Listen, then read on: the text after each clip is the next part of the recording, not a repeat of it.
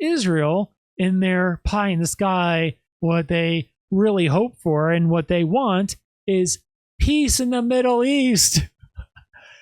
I'm going to tell you right now, unfortunately, sadly, I'm all for peace. I want peace more than anybody. Peace is not going to happen in my lifetime in the Middle East. It's just not going to happen.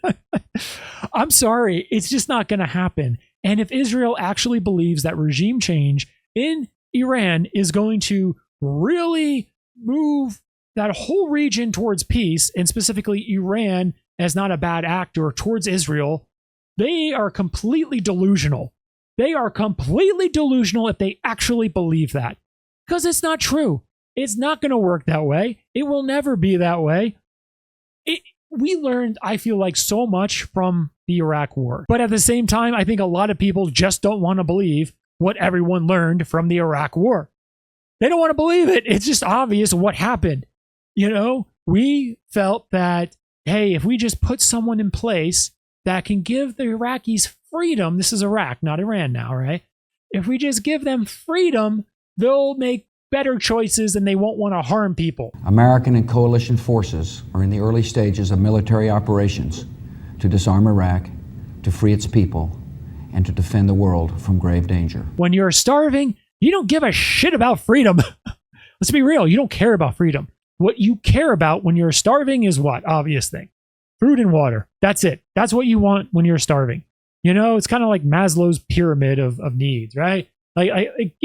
Freedom is kind of up high, you know?